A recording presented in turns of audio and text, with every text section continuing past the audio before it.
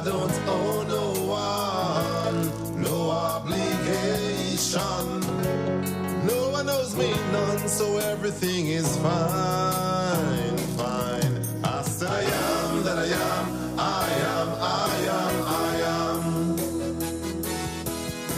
I am that I am, I am, I am, I am. I am that I am, I am, I am, I am. I am that I am, I am, I am, I am. Serious business. There is a time for everything, and for everything there is a season.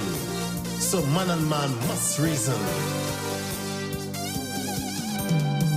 So I think it's prime time that we address some more issues. Simple information I will use. No rocket science to get you confused. So relax your mind, make sure everything is fine, while I take you down a poetic line. Trick us with campaign promises, we won't stay at ease. That's the way it is. We've waited in vain, hoping you'll ease the strain, but you now refrain, you now refrain. I remember you say Liberation Day, and I ask, you sure is that you wanna say? Cause you sounded so good to believe. And deception is a powerful thing when you lose your rightful thinking. So we voted for the bling. But you trick us with campaign promises, we won't stay at ease. That's the way it is. We've waited in vain, hoping you'll ease the strain, but you now refrain, you now refrain. Yellow, yellow all the way is what everybody say. Cell phone ring, man answering. Yellow, yellow, no hello. Teeth get yellow, house get yellow, bus get yellow, man get yellow, even green get yellow, and so says 11-4. When you trick us with campaign promises, we won't stay at ease. That's the way it is. We've waited in vain, hoping you'll ease the strain, but you now refrain, you now refrain. Old school parables say you know what you have, but you don't know what you go get. So cherish what you have to diminish regret. But what on earth lasts forever? Not even things created by the great Jehovah. So the green grass ceased to grow to allow the yellow vibes to flow. But boy, one song I sing, one bell I ring. If we didn't know, we never know yellow would have treated us so. When you trick us with campaign promises, we won't stay at ease. That's the way it is. We've waited in vain, hoping you'll ease the strain, but you now refrain, you now refrain. They began with the blame game, giving NNP more fame. Past administration, the cause of frustration. Past administration, chief of corruption. Then to economic recession, we can't give you attention. Economic recession, the cause of poverty in the land. Economic recession, no employment for the ordinary man. When you trick us with campaign promises, we won't stay at ease. That's the way it is. We've waited in vain, hoping you'll ease the strain, but you now refrain, you now refrain. All your projects are stuck in a pipeline, but when asked, how is the country going? Oh, fine. We are looking into it. Never mind. Only projects in pipeline. No water to cool down the yellow temperature. When will they start? Please answer that. Oh, soon. Maybe by the next full moon. Although things are turning at a very slow pace, we now run no race. 5 years is a lot of space. It's just a few hungry people in a place and a few disgruntled green people with their vexed face. When you trick us with campaign promises, we won't stay at ease. That's the way it is. We've waited in vain, hoping you'll ease the strain, but you now refrain, you now refrain. Busy governing, busy. And a good night to Grenada, Carriacou, and Petite Martinique. Once again, it is time for Talking Points. My name's Sheldon Scott. I'll be with you up until the 10 o'clock hour. But you hold your yellow conviction strong. Always wonderful being in studio here to interact with each and every one of you. And rehire the Imanis. Less stress on the economy. You are Manchester. Just getting my messages out while we build up the numbers. Yeah, I'm seeing you all jumping in there already. So let me see. Betty Ann, Shemi, Jillian, Sherm, Charmaine, Ingrid. I'm seeing you all in. And let me go over to the YouTube. And over there, I'm seeing Wilma, Devon, Dennis, Christine, Clive, Cynthia, Gemma, Anne, Kathleen, Sherma, Matthew, Kathleen, and Errol, Baby Daddy. Good night to each and every one of you. Remember to like and share, and encourage others to subscribe to the page as well so they can get the wonderful message.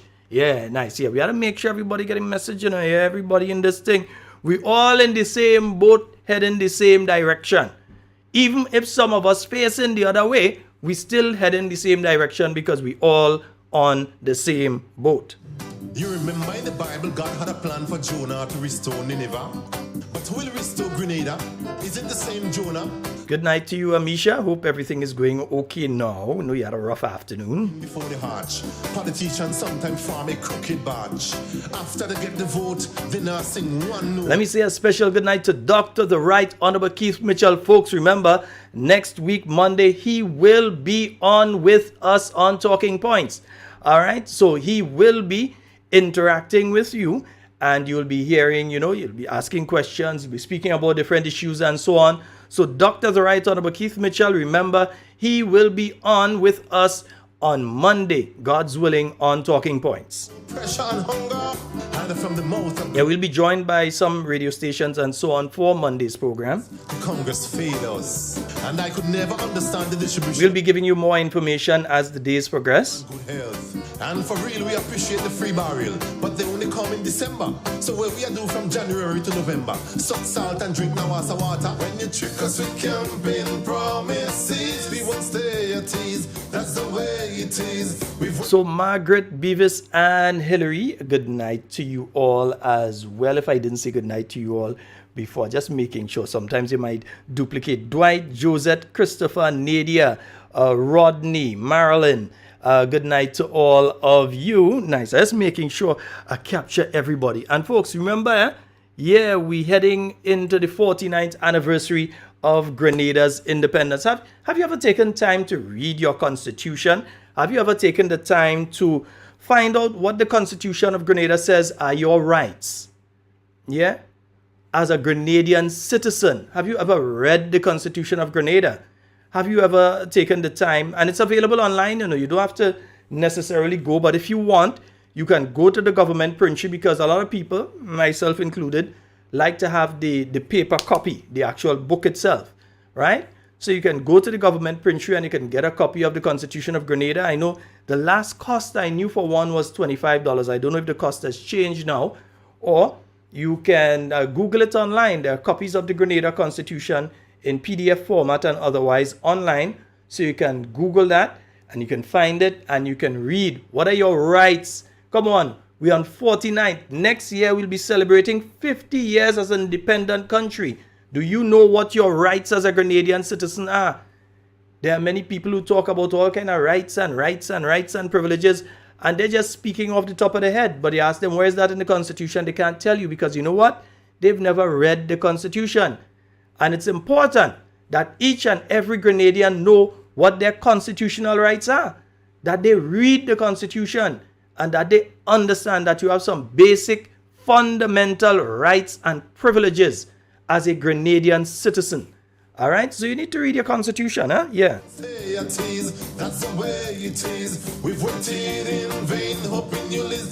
Good night to you, Kathy and Miss Wilma. Know that you all are listening. I remember you say Liberation Day, and I ask, you sure? Wallan, did I say good night to you? In case I did not, I'm saying it now. And Shenron, good night to you from St. David. So we voted for the bling, but you trick us with campaign promises. Hey, Gavin, good night to you. Yeah, and Gloria. We've waited in vain, hoping you'll ease the strain, but you now refrain. So as I said, we're just letting the numbers build. Everybody see. Because we have a lot to talk about. Hey, I wanted to play some clips in and between. I have the clips here, but I want us to talk about one or two issues, and I don't want to start talking about one issue, get tied up in clips, and we end up on another. No, I want to be strategic. We want to deal with certain issues here, all right? I don't know how many of you was monitoring tonight, and we're checking the live that was coming out at Grenville in relation to the Marketing and National Importing Board.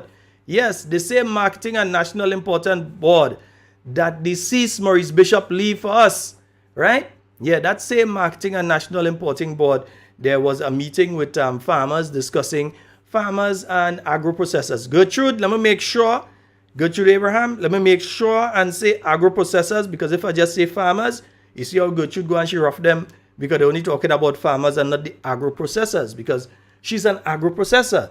She produces the chocolate and so on that a lot of you up in Labe Market and other places are buying. She's one of the producers. There are several people with their cottage industries that are producing the spice bags and the packets with the cloves and the cinnamon and different things like that, and the cocoa balls and that sort of thing. And she's one of them.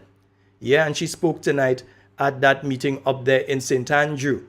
All right, and I know they're having the series of meetings going all over the island, but while you're having a series of meetings in relation to the Marketing and National Importing Board, and you're coming back with the same lines of one of the options is to close down totally and so on. As far as we're concerned, that's not an option and that sort of thing. In the restructuring that may take place, because in my mind, I believe that the present administration has already decided what they're going to do with Marketing and National Importing Board. The meetings are just window dressing. I don't care what they say about they haven't made up their minds. As far as I'm concerned, they've already made up their minds what they're going to do with the Marketing and National Importing Board. Seeing that they've already made up their minds, I see simply this as an operation in public relations.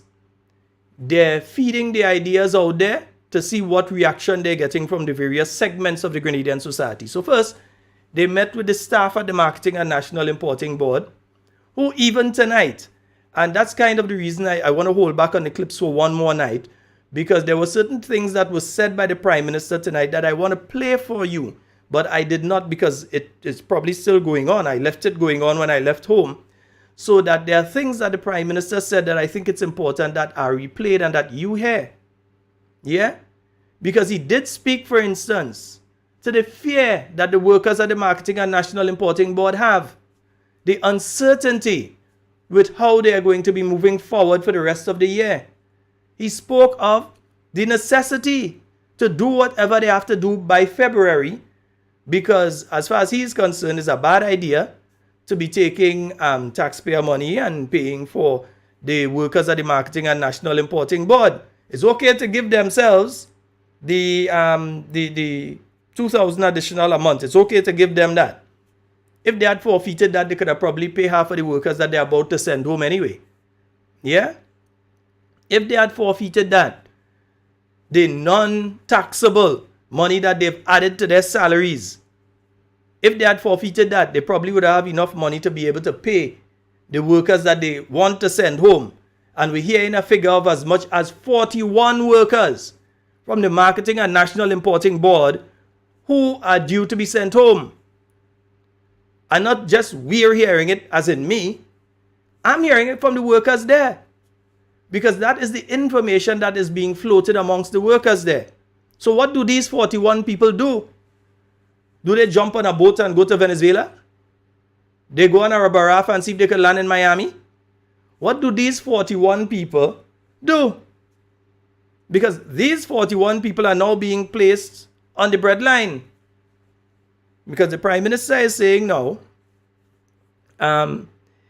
It is not, one of the ideas that they're not looking at is totally just ignoring what's taking place with the Marketing and National Importing Board. Well, obviously, you can't be government and just ignore the Marketing and National Importing Board. It's a statutory body. In other words, it is part of government. So you can't just ignore part of government. You can't just watch at one of your children and say, well, I ain't bothering with them. As stressful as it might be, you have to do what you have to do as a parent. And Marketing and National Importing Board is a child of the government because it is a statutory body. It is government aligned. And when you see some heartless people stand up as what took place today, saying, well, the people there just fire. That's what some people saying. Some people saying what we need Marketing and National Importing Board. Some of the people who are farmers that provide goods to the Marketing and National, because they have a ready market. When the Marketing and National Importing Board is closed, that market no longer exists. They still have their fruit trees. They still have what they have in the ground. They still have this stuff. But the market for what they're producing no longer exists. So they're shut out from that. You have the agro-processors, like the same Gertrude and others, who produce their cocoa balls and who produce, I know of some people that produce pastries and that sort of thing, that they sell through the Marketing and National Importing Board, and that's what helps them to keep their electricity on and their water on. That's what helps them. The people who make the little fudge and sugar cake and so that you might pass in Marketing and National Importing Board and see. Sometimes you get, according to the time of year, you might be able to get farine and other local produce there at the Marketing and National Importing Board. Now, here's what. In no way or format am I saying that Marketing Board is where it ought to be. I'm not saying that. Yeah? We all know that some changes need to take place there, but they need to take place not only with consideration to finances, but the consideration for the well-being of the individuals who are working there. Because you see, there's a perception, and you heard it coming out, or one of the people that was saying, just close it down.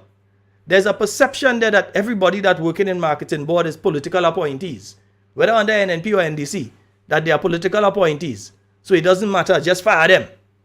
But these are people who have to go and pay Ariza, they have to go and pay Grenville Credit Union, they have to go and pay Cooperative Bank, they have to go and pay Republic Bank, they have to go and pay First Caribbean. These are people that have their loans and their mortgages. These are people with children of school age who are now suffering academically because they are worried about their parents' employment status. There are children who have to write their CXC exams in just a few months that are being psychologically tormented because they are not sure of the employment status of their parents. And they have a so-called union.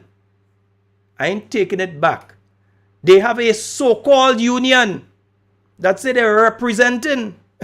They should put Miss before that. Or they could put Mrs.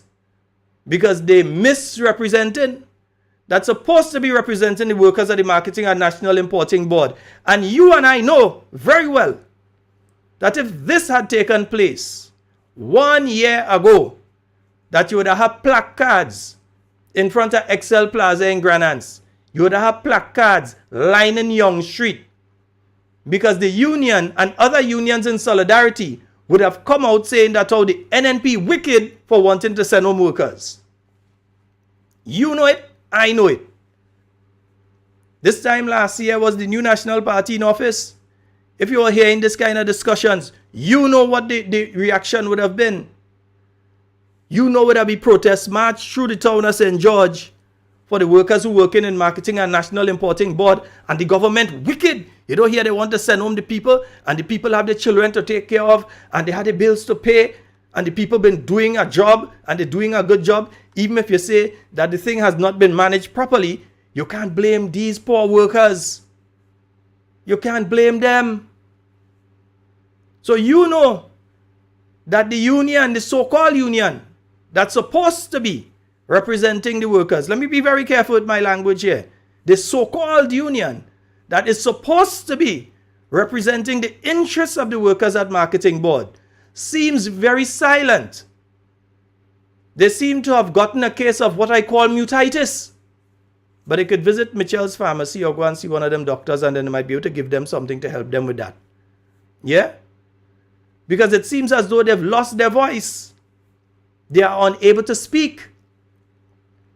Because you know, they'd be on MTV News, they'd be on GBN News, they'd be on all different radio programs they could have find themselves on. They would have even end up on Ladies' Room if they get a chance. You would have seen them on all kind of posts all over the internet attacking the government of the day. But because it's their friends, their allies and their comrades who are in charge of the affairs of the state of Grenada, they refuse to speak. Have you heard the union speaking out on behalf of those workers who are due to lose their jobs? Because, like it or not, the only options that the government is speaking about as feasible, they've already said one option of ignoring totally is off the board. That's off, that's not there. and the other option of pumping millions of dollars into Marketing and National Importing Board, that is off of it. So there are two options left. To close down Marketing Board totally and send everybody home, give them a severance pay, which again the government would have to find and pay. But once they pay them the severance pay, after that they have no salary to get again for the rest of their life unless they find a next job. And the other option is to restructure Marketing Board, which will have the effect of ensuring that a little under or over around 41 members of staff, so they might have, I think they might have a few left, but about 41 members of staff, which is roughly around half of what's working there, a little over under half, would have to go home. So the only two options that are there is everybody go home or some go home, but definitely some going home. So for sure, people who are working now at the Marketing and National Importing Board will be soon going home. And you heard the Prime Minister tonight giving a deadline and speaking about February. And this is important to do by February because the government of Grenada paid salaries for Marketing Board workers at the end of November, and the government paid at the end of December. And it seems, from all indications, due to what's taking place now, that the government will have to pay in January as well. And to avoid having to pay in February is either everybody go home or some people go home. But remember, these are the people who say they're Mr. and Mrs. Fix-It. They're supposed to be able to fix everything. So we didn't think you were fixing things by sending people home. But again, as I've said before, and I'll continue to say, the only successful program that the National Democratic Congress of Grenada that came into office in June of 2022 has successfully implemented has been the Send Home program. That's the only program. The Send Home program, but the subcomponent of the victimization program. That's the only successful program that they have implemented. That's the program that they came with. That's the program that they are using to all those poor people who are being sent home in Carriacou right now. Those people who are doing an excellent job in the job that they were hired to do and are being sent home for nothing else but politics. On a small island like Carriacou, where everybody knows everybody, where people related, whether distantly and so on. A small island like Carriacou. That sort of nastiness is being allowed to happen by the ruling administration out there in Carriacou. And they could call my name, they could say what they want. They could put me in Parang. I've been there before and I'll be there again. Me ain't care about that. At the end of the day, do what is right. When you have the MP for Carriacou, Tevin Ishmael Andrews, driving around with a government vehicle and still collecting $2,600 every month as traveling allowance, which he should be using with his own vehicle according to the words of his own Prime Minister and political leader. But like the Prime Minister afraid him? The Prime Minister may be afraid him because it's a government vehicle that he's using. And the Prime Minister says he is not partaking in the additional money that's being given because he is provided transportation by the state. Well, Mr. Tevin Ishmael Andrews is being provided transportation by the state of Grenada as well. And therefore, he should not partake in the $2,600 every month. The $24,000 additional that he is receiving on a yearly basis, as long as he's using a government vehicle. And he can't say a lie. We have the pictures. Take me to court. My jail closed so already and my court closed iron. Take me to court. It is wrong. They like to point out what is wrong with other people without looking in the mirror first. So they're pointing people with pointy ears when they are looking like an elf. It is wrong. What is taking place right now with the workers at the Marketing and National Importing Board shows a lack of care and concern. Lack of care and concern. So you're going to, you say you could fix everything. You say you are the best, you know what to do, and all you need is new thinking, and you need this and you need that and so on. And you come in and your thinking is, A, send everybody home and close it down, allow some private entity to take it over or come up with a company or so that could do that, which I think is the way that they're going. That's me personally. Even if they try the second option, because according to the PM, there are only 2 options on the table really. And that's why I said I don't want to go into clips tonight, because I want to take the clips from my technical people. Make sure you download the thing for me, please. Download, before it disappear. And they try to stop me from getting clips. Because you know they do that in Northwest the last time. We had to call them out to get it. All right? Yeah. So, you have a situation that's taking place there. That these workers are uncertain of their future. And they're not the only ones, you know. There are many other categories of workers in this country that are uncertain of their future. Those people who are working with individuals who have contracts like security contracts, cleaning contracts, who are working in different capacities in different places, they are unsure of what is going to take place with them. When the promise that was being made by the present Prime Minister is that we could do away with contract work. And that's how he went as far to say that it's illegal. It is really illegal to hire people under a contract when you have a permanent position available. He made various statements along those lines during the campaign time. Now he finds himself in the hot seat, he started to twist him out. The same way they was telling all them youths and them to go legalize ganja. Now they changed them out. You remember Animal Farm? I don't know how many of you have read Animal Farm. It was one of the books I did many years ago for CXC. Yeah, I passed. Don't worry. I didn't fail. I ain't like some people. I ain't have one subject like the guy in Carriacou. I have a few well. Yeah. Nice? I did pass. Right. So when it comes to Animal Farm, remember when they went on the right on the side of the ban, they put all animals are equal. They write all different things there. All animals are equal, this, that, the other. And every time in night, they go and they change what on the wall. So the animals come and they see something, they say, all animals are equal, but some are more equal than others. So the pigs was more equal than everybody else. So the pigs had to get all the best. They had to get the milk and they had to get the apples and they had to get everything. While the other animals had to make do with nothing. Or bare necessities just to keep them alive. And that is the same thing that's happening with the NDC right now. It's Animal Farm replayed, George Orwell replayed. They are telling you one thing during the campaign time, but now they start to twist them out. So they tell those young fellas and them out there and the young ladies and them who partake of the herb, we go legalize it. And then people talking about decriminalization, forget them on that. We legalizing it. Now, they twist them out now. Now it's legalization for medicinal purposes. That's what they went in Parliament and say. It's not me say. That is what they went in Parliament and say. So they keep twisting them out. They keep twisting every time they're coming out and they're saying one thing. They're coming out now and they're saying something different to what they were saying before. So we have to understand the ilk of the individuals that we're dealing with. And we have to understand what is taking place in our country right now. There is a mass massacre of the employment of the poorer people in this country who are employed either directly or indirectly by the government of Grenada, especially in Carriacou. Everybody knows 3 or 4 people in Carriacou that have been sent home. Tell me a lie. Everybody in Carriacou could name 3 or 4 people that have been sent home since June. But they come and tell you, oh, no hundreds of people. It don't mind if it's hundreds. If it's one person and that person was doing their job and that person was sent home, it's wrong.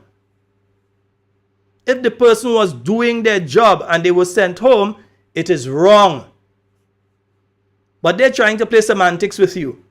Oh, they're saying that hundreds of people and thousands of people were sent home. Well, where are those hundreds of people? Where are thousands of people? Listen, every single life is important. From the youngest baby to the oldest individual. Every single life is important. So when you do that wickedness to anybody, we have to talk about it. So it could be the security in Carriacou, or it could be one of the workers in the hospital here in Grenada. It could be anybody. But once that sort of thing is done to them, we owe it to them as Grenadians who have a constitutional right. Remember I started out tonight to know your constitution. It is our fundamental rights as Grenadians to speak out on these issues. Is it the same, Jonah? Lots of doubt, so I ain't running up my mouth. And I ain't counting no chicken before the hatch. Politicians sometimes form a crooked batch. After they get the vote, they not sing one note. But Yes, Cathy, they catching stroke, the mouth twist. Yeah. house and brand new car on the scene, while our hungry belly still grumbling. The bottom teeth end up on top their nose. First the mouth twist. That's the way it is. We've waited in vain, hoping you'll ease the strain, but you now refrain. So yellow people say, Yeah, all them fine unions gone kind of quiet. I want to hear the union. Where's the leader of the GUT?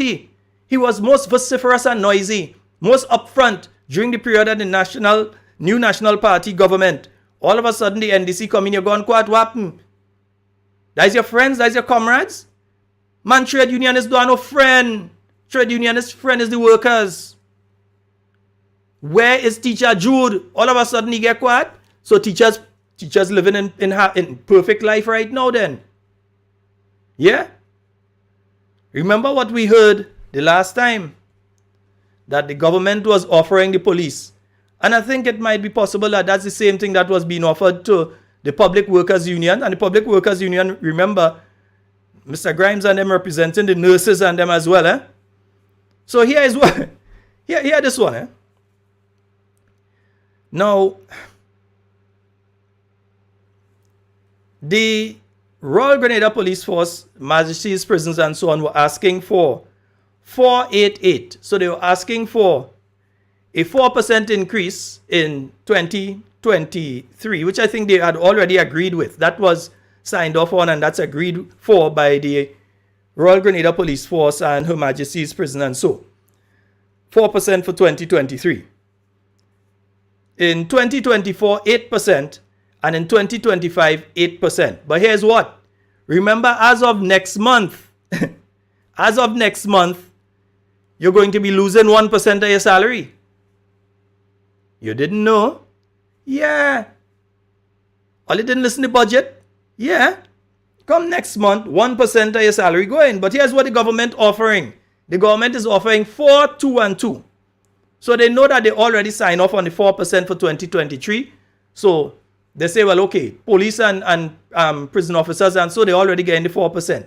But they're offering 2% for 2024 and 2% for 2025. So in reality, what they're really offering them is 1% for 2024 and 1% for 2025. Because remember, they're losing 1% of what they have now starting next month.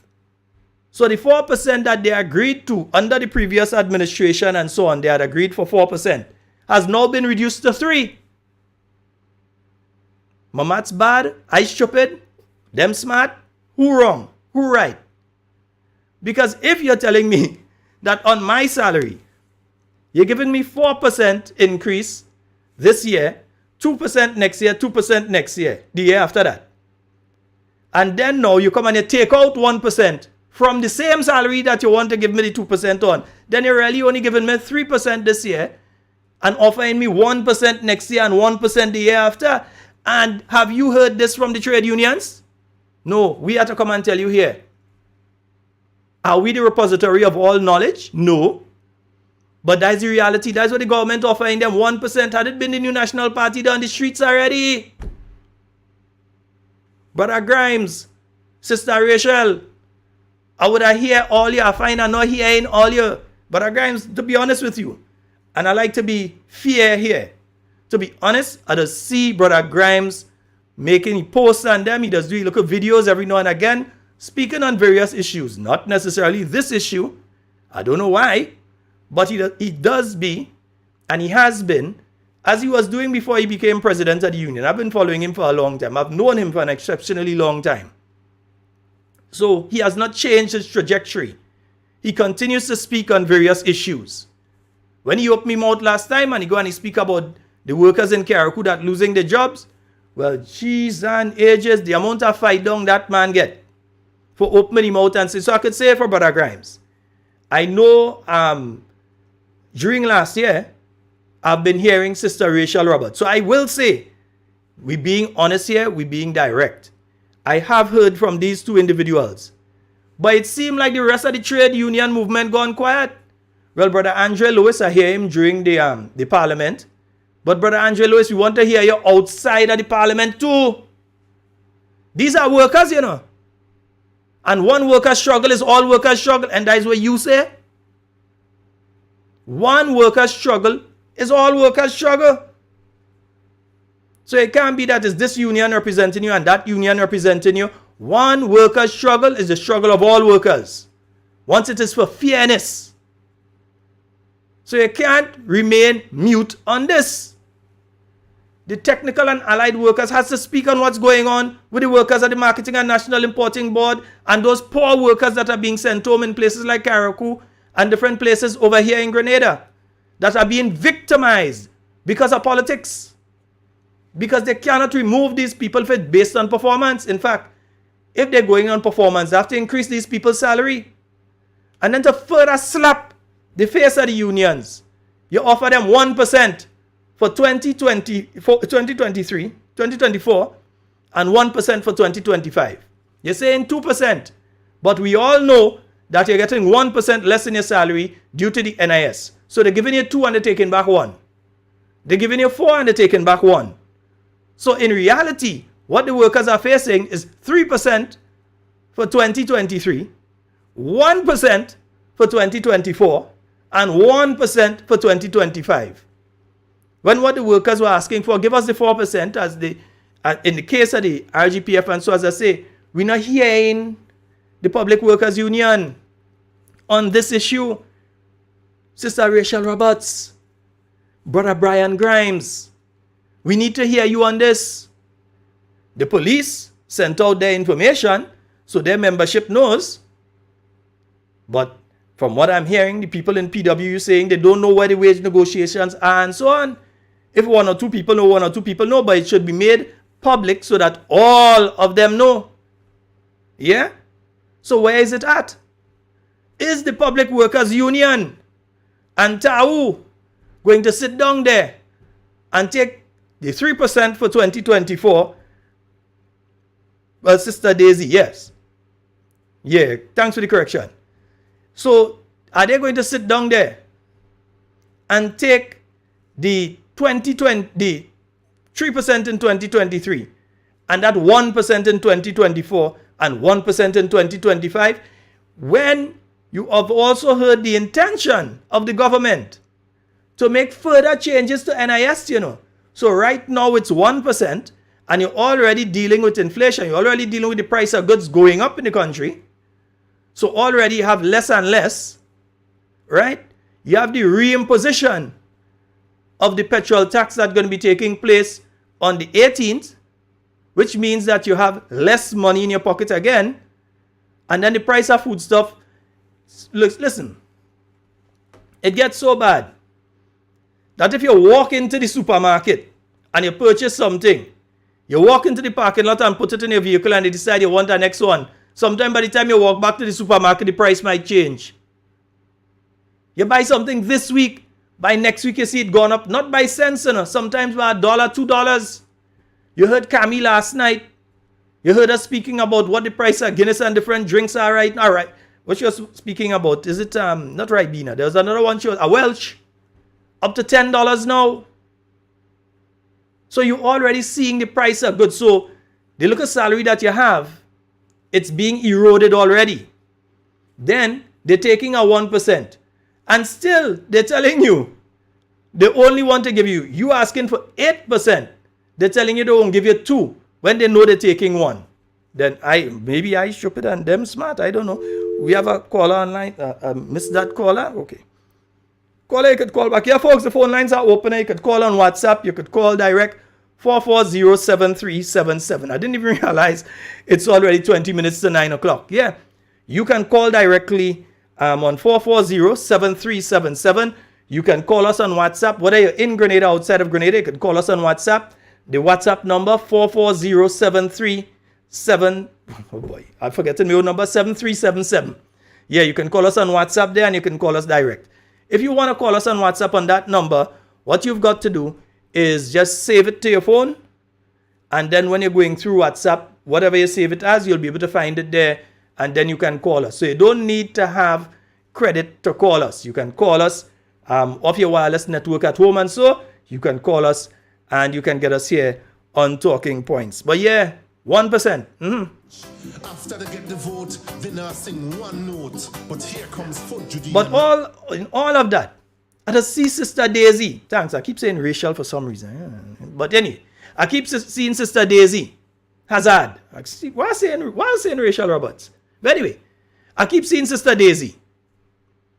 I just see Sister Daisy. I see her all the time. Right? You're seeing Brother Brian Grimes, at least on social media. Right?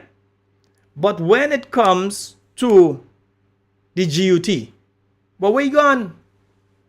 What is being offered to teachers? Because remember, teachers are the same as all of us here too, you know. Teachers go into the supermarket and they're going through the struggles too when they go there. They have to pay. Teachers don't get a special price. They don't walk into Foodland or Food Fair and they get a special price because you're a teacher. Maybe they should, but they don't get a special price because they're a teacher. They go in there and they have to pay the same prices as us and the same increases as us. So when they're buying gas, they don't have a special card that says teacher, so that when they go and they give them the card, they end up in a situation where they're paying less than anybody else. They're going through everything we're going through. But it seems as their union leader is missing in action because probably is his friends that are in office right now. So he can't talk. Brother man, union leaders don't have friend. The only friend is the workers that they represent and workers in general. Union leaders don't have friend. Where are you? Teacher Jude, like you're in the gardens hiding. All of a sudden you have nothing to say. Same man come out, yeah, they afraid me. Come out, man. Where are you? But you see, some of the teachers, they know what they did. So they're ashamed to talk out. They're ashamed. They want to come out and say nothing. Because they're shame. What are you getting offer? 2% too? Well, you all are teachers. So you're all supposed to know mathematics better than me. So if your salary is such and you are receiving 1% less because they're taking out 1% now from that salary and sending it over to the NIS, and at the same time they're telling you they're going to give you 2%, it really means that you're getting 1% because they're taking away 1% and replacing that 1% and just add a 1% on it. So all you're really getting is 1%. Negligible. Yeah? But Teacher Jude ain't coming and tell you that. Teacher Jude and nearly your whole executive too hiding. Because if those of you who form the executive of the Grenada Union of Teachers sit there and allow him to be quiet and you quiet too, you're just as bad. All of you. If you all stay there and you have nothing to say in relation to what is taking place with workers in this country, teachers, policemen, nurses, tutmun bagay, if you have nothing to say, you're just as bad. Want to Teacher Jude? Where you disappear? All you forget? Yeah, Kati. They are stroke. The mouth twist until the teeth end up on top the nose. Mouth twist. Yeah? They can't say nothing now. They've gone silent. They have lost the ability to speak. They didn't even know how to use sign language and say certain things. They've lost the ability to speak and to communicate. Yeah? Wait them, you will see them coming, just now it coming up, you know. Mayday coming up. You will see them jumping up about, this worker ain't afraid nobody. And this worker is fighting for the rights of workers. You will hear them? Them hypocrite and them. The same ones who ought to be out there now representing the workers. The same one who's supposed to be trying to get the public to support them in relation to this issue. They could only try to get the public to support them when it's NNP in office. I say it and it's true. All you know it as well as me. It's only when NNP in office, people like Teacher Jude have a mouth. Say what you want about Sister Daisy. I nearly say Rachel again. Say what you want about Sister Daisy. She was an individual who has always made sure that her voice was heard. Whether you agree with her or you don't agree with her, she made sure that she said what she believed. My thing with them is I didn't always agree with Sister Daisy. I didn't always agree with Brian Grimes or so. But at the end of the day, I think that they were looking after their constituents, the people who put them in the position to look after them, which are the workers. But right now, you're not hearing the people who put Brother Jude in place, cannot hear him speaking. When last will you see Brother Jude on the news? Somebody message me. Somebody call me. When last will you see the president of the Teachers Union on the news speaking on workers' rights? When last you see me was LL. Me and LL might have differences, but I can assure you, you would have hear LL though. Yeah, you would have hear him. Like him or don't like him, you would have hear him. But where's Teacher Jude? You gone quiet now? You have nothing to say now? 2% after taking 1% out. So you have 1%. You willing to accept that? Come on, man. Where's your voice? Have you been having meetings with the teachers? Have you been reaching out to the different branches, finding out how they're surviving right now? Have you been interacting with your constituents? Labor Day want to jump up and thing and march in front. You's president of the trade union. But when they offering them 1%, you have nothing to say. They should do placard on you.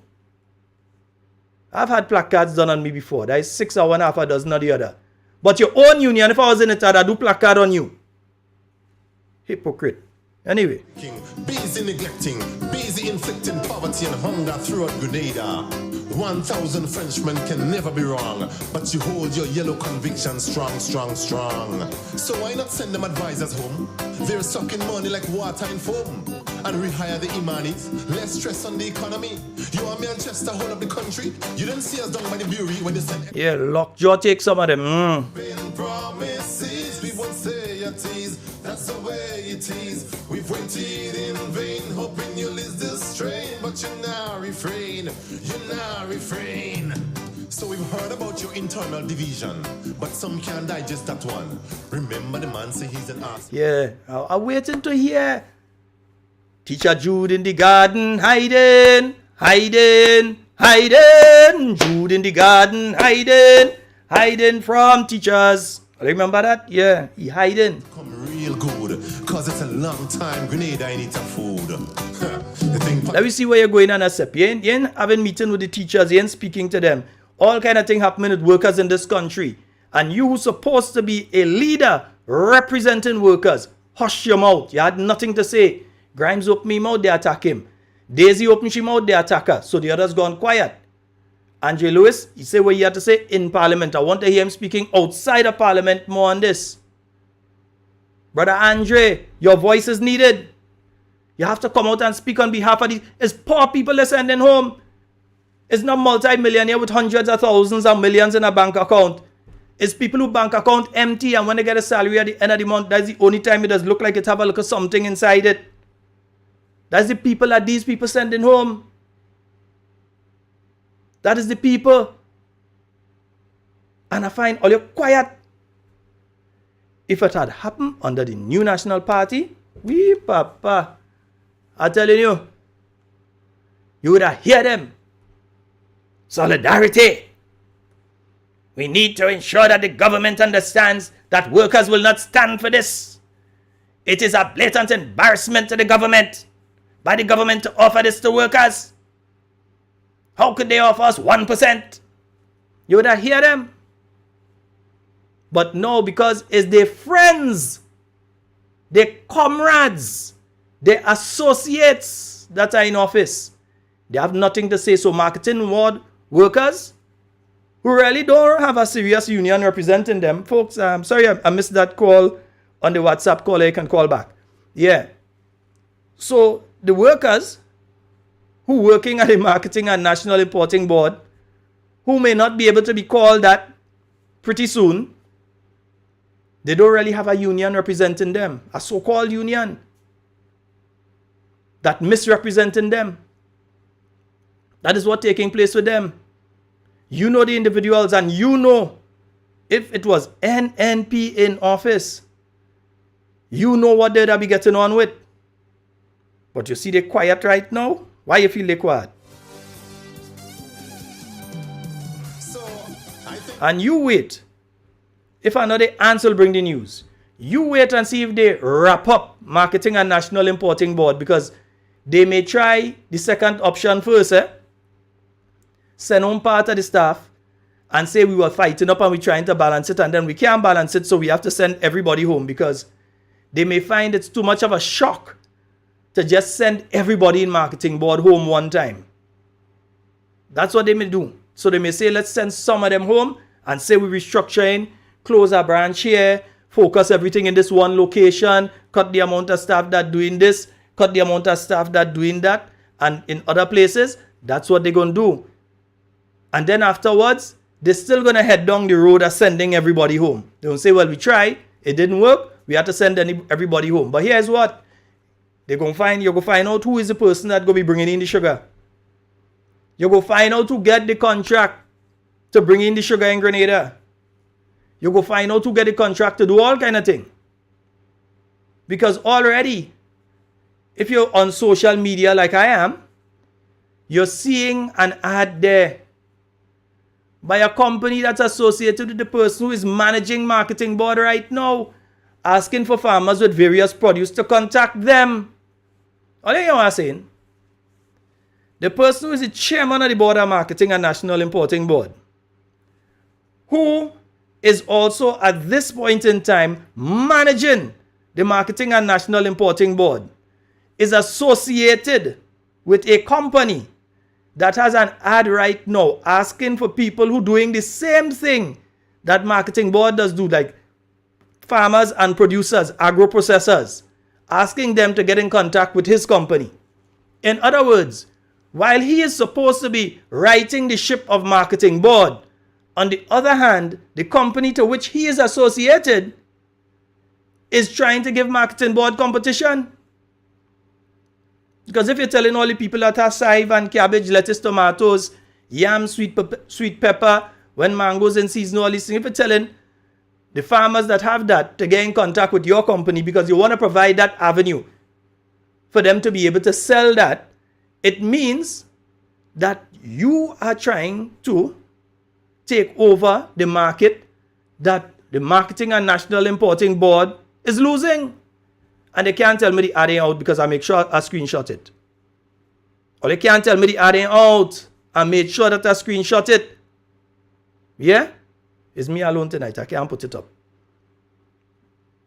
Yeah? But I'm telling you, that's what they're doing. Or you think I lied? Let me say it again, because maybe all you understand what I say just now. Or some of you maybe don't believe. Hey, Courtney, good night to you.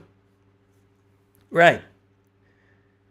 The person who is the chairman of the board of the Grenada's Marketing and National Importing Board, MNIB, who is also acting manager of Grenada's Marketing and National Importing Board, MNIB, is associated with a company that is attempting to usurp what the Marketing Board is trying to do. So they're supposed to be managing the Marketing Board and getting the Marketing Board where it should be. Let's try to make the Marketing Board profitable. But while they are performing the role, or should be, let me be very careful with my language here. Lawyers, suit up. Yeah. While they should be carrying out the role of fixing or attempting to fix the Marketing and National Importing Board, at the same time, the company that they are associated with, and everybody know who I'm talking about, I ain't call name, but legally you all know exactly who I'm speaking about. Their company is advertising for the same farmers who was supplying Marketing Board to supply them instead. That is what's taking place. Now, if that was taking place under the New National Party, every radio, TV program, internet program, all kind of thing you'd hear right above or right in between or whatever they just call it and all kind of thing, and Mikey Strive and all kind of thing, you'd hear all kind of thing. Would I be on, oh, the NNP government wicked? Because look, a person who's supposed to be fixing the thing on the other side, they are contributing to its demise. But no, you ain't hearing that now because it's not NNP in power. Yeah, it's not NNP in power. You know what? Yeah, let me play a tune there and take a look at water break. Eh?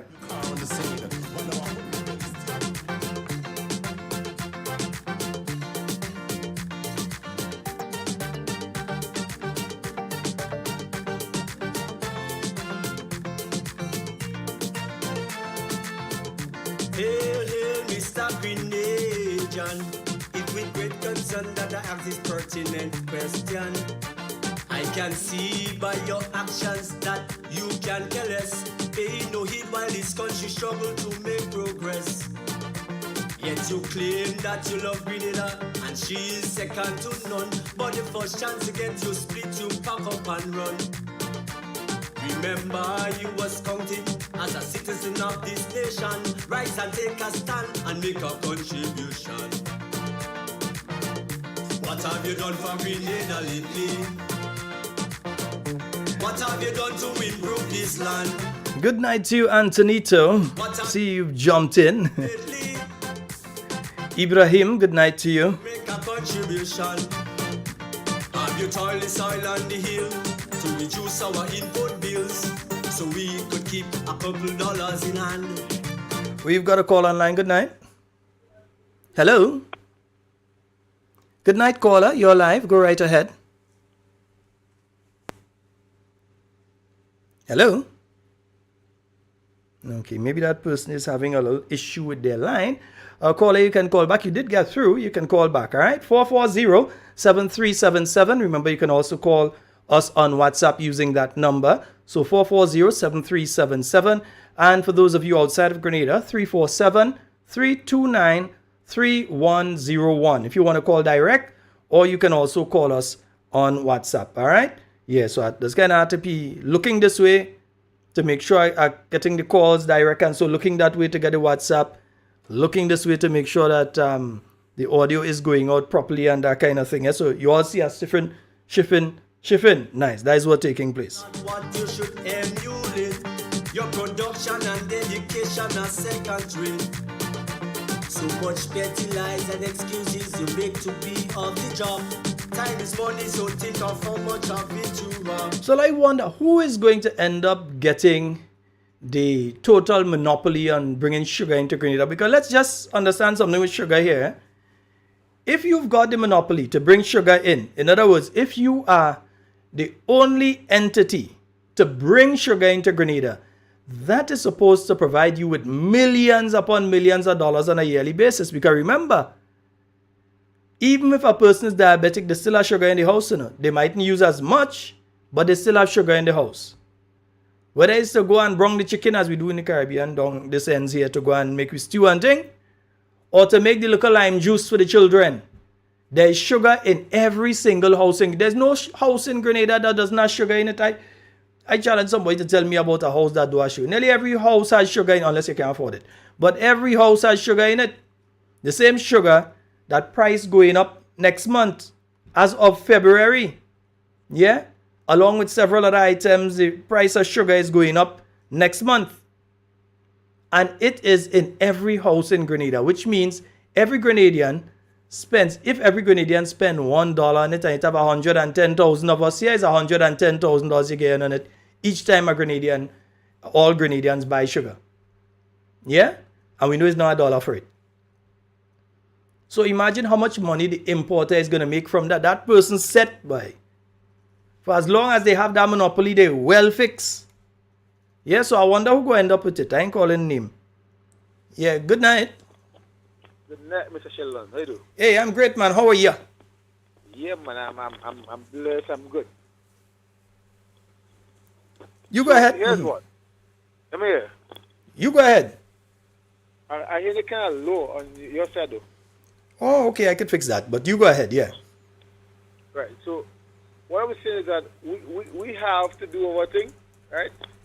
And I listened to the Prime Minister last night, and the Prime Minister had his first ever, well, in my view, with Mr. Colin Dow last night on a certain program. I didn't call it the name. And he was there, and there was only like, the question was to me. The question was like, normally, but oh God. Mr. Deacon, when it comes to Grenada, the town hall meeting style they're trying to do, get yourself together. Get your act together.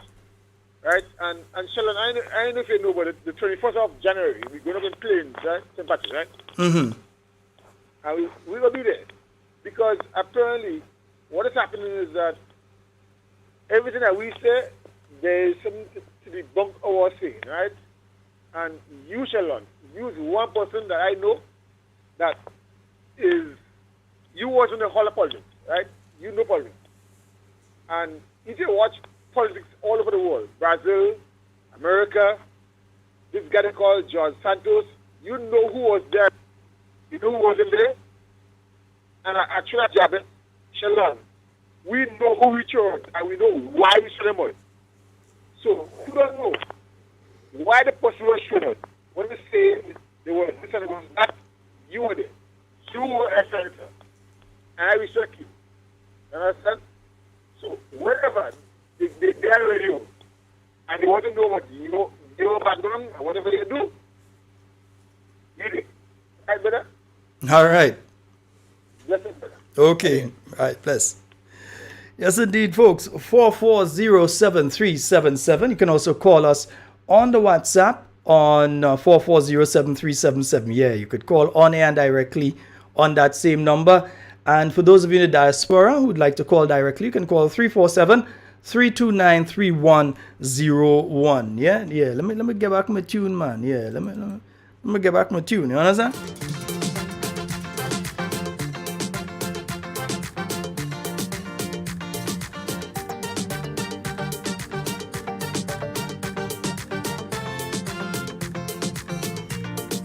Yeah, because it seems as though that's the end of Marketing and National Importing Board. I'm listening between the lines there.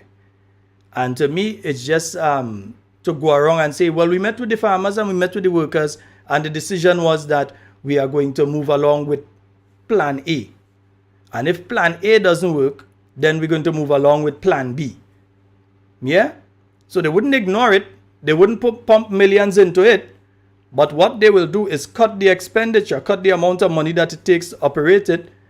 And the way that they think is best to do that is by, one, cutting the amount of people that are working with the organization. Yes, we understand that the organization has significant debts in various banks and organizations here. And if government knew how to negotiate, they would have known how to negotiate and probably restructure some of that. But they don't know how to negotiate. You negotiate with them. You tell them, listen, we can't pay you that right now, or the company that you intend to make your money from will close. Even if you foreclose on the company right now, for the amount of money that's owed to you, you will not get it. You would get a portion of it. You might even just get about 10 or 15% of it, but you would not get the amount of money if you go to your lawyers and you foreclose right now. The best option is to work with us in the long term instead of taking the short term option. I heard the Prime Minister speaking about they have a set of debts and they have all these debts and the banks are asking and all kind of thing. Yeah, the banks, they have a right to ask. That's the responsibility. The banks must ask those questions. They have to answer to our board of directors, They can't leave the debts outside there. They have to answer to our board of directors. So they will ask questions. So you, as the people who are owing now, have to be able to negotiate with them. And say, listen, if you pressure them right now and you look to shut down the marketing board and say, seize assets. So you seize a building, you seize this, you seize that. You're not the only person, so you can't get it for yourself. You alone can't say you seize the building because there are other people that they owe too. So when they go and they get their lawyers and so on, whatever happens, you have to get a percentage, they have to get a percentage. At the end of the day, they might owe you 8 million. You end up getting 100,000. Does that make sense? Or does it make sense to hold off, give them a payment plan, say this is the amount that you need to pay. This is how you service the debt. This is the amount. We're restructuring it. You're going to pay this amount on a quarterly basis or yearly basis, a monthly basis, a weekly basis, whatever. This is the amount of money that you're going to need to pay, right, over that period of time. Work along with us. Extend the period of time. If we had 5 years to repay, give us 10, give us 15.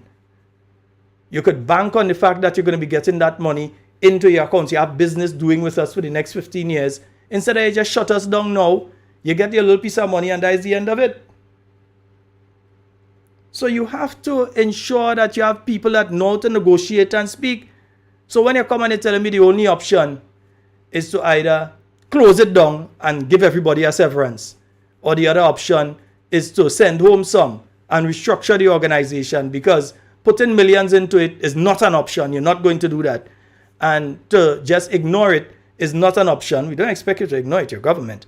We don't expect you to ignore it, but that is not an option as well. So you have two options: send home all or send home some. Yeah? What goes along with that? I think we have a caller online. Let's go to the WhatsApp line. Let me just make sure I get it here. Yes, good night. Hello. Hello. Good night. Yes, good night. Good night, caller. Right. Now, one of the things that happened during Go ahead. Davis, Yeah, go ahead. Yeah. Ben Davis had the monopoly on sugar, right? He was called the sugar boy, and that was taken away from him. He used to operate, I believe, exactly where the National Marketing Board is now in St. George's. Mm-hmm. Okay, so that's one of the things that happened. That the revolution took away the monopoly from Ben Davis, because he was the sole importer of sugar in this country.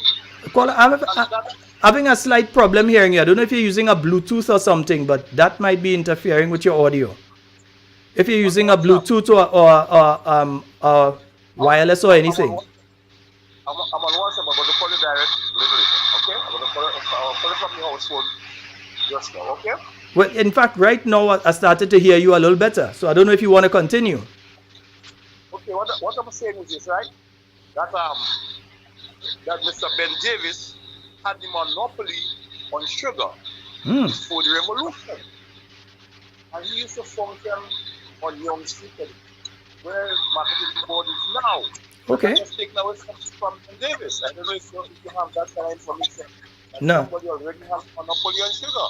Old, but I know. You used to call him the sugar boy, Ben Davis. Mm-hmm. Right.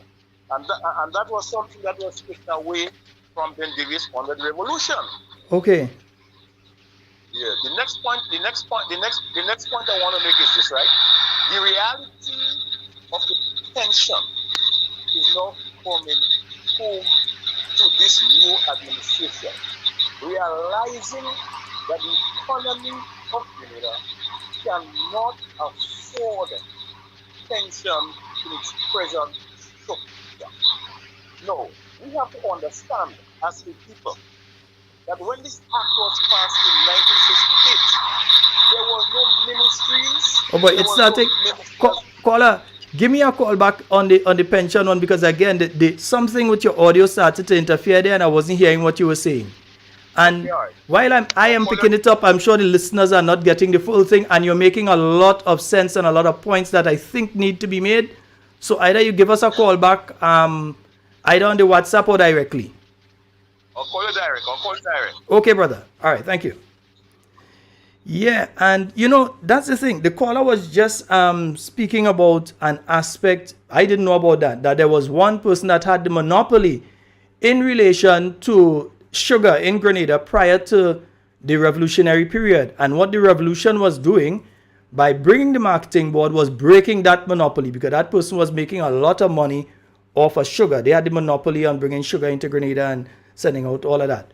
And that the revolution brought about the Marketing and National Importing Board, and that's one of the reasons that they placed the monopoly for sugar under the Marketing and National Importing Board.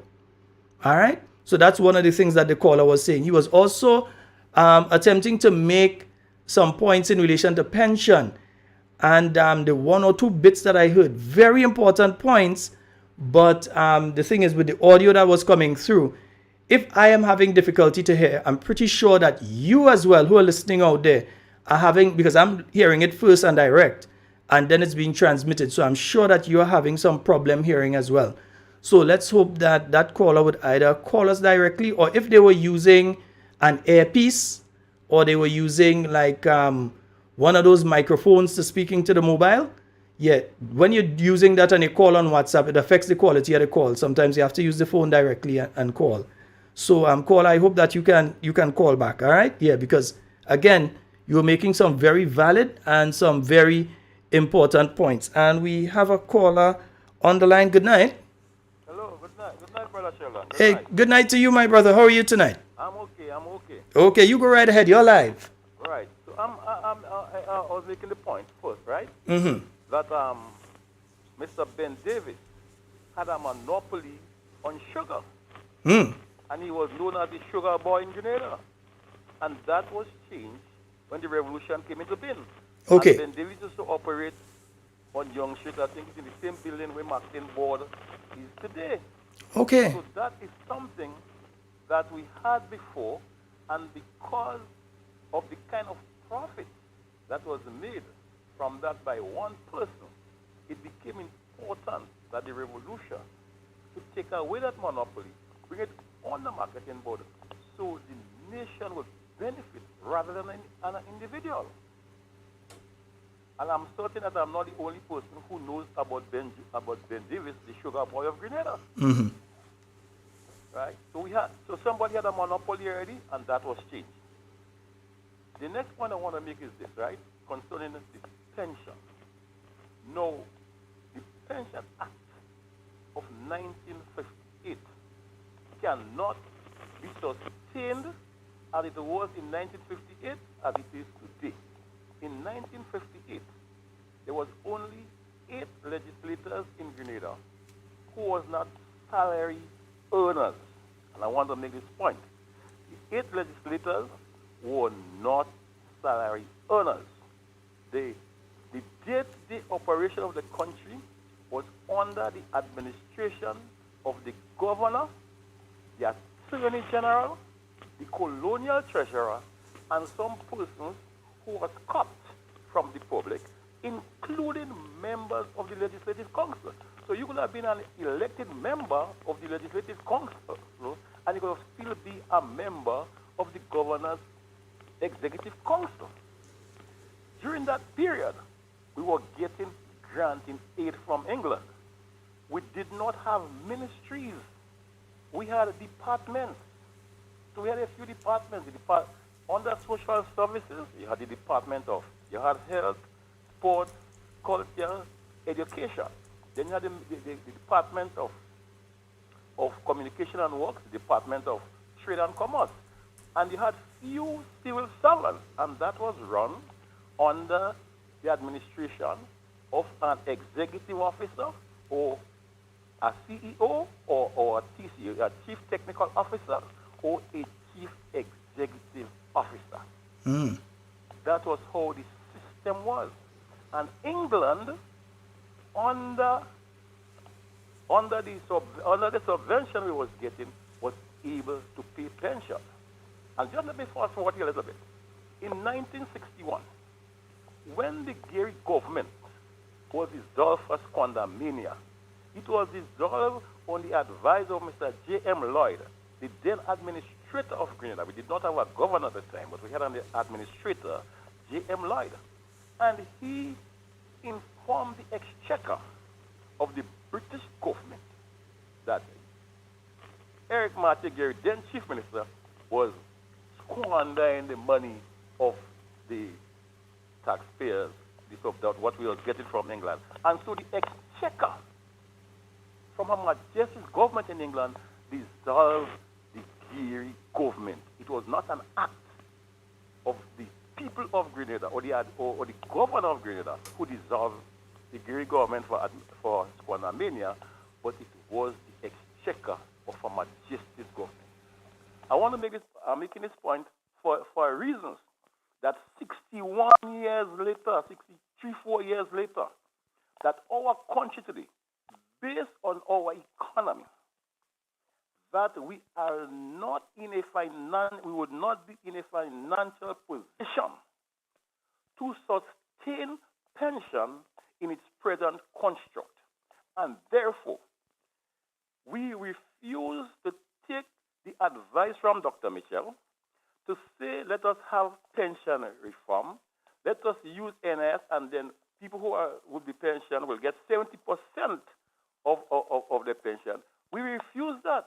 But what I'm seeing happening now, that this present administration would not be in a position to sustain the pension as it is today. For instance, in 1950, there were no women police in Grenada, you know. So just take from 1958 to now, right? After women police commit between 1962 and 1967, we start employing women in the police force. Take the number of women police as passed through the system.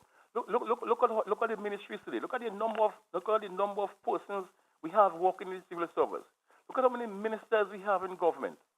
And that is why, based on what is happening today, that the NDC government cannot offer public servants more than 2%. Because if in the first 5 years, in 3 years' time, they will be given 20% increase. If they do 4, 8, and 8, the economy of our country could collapse.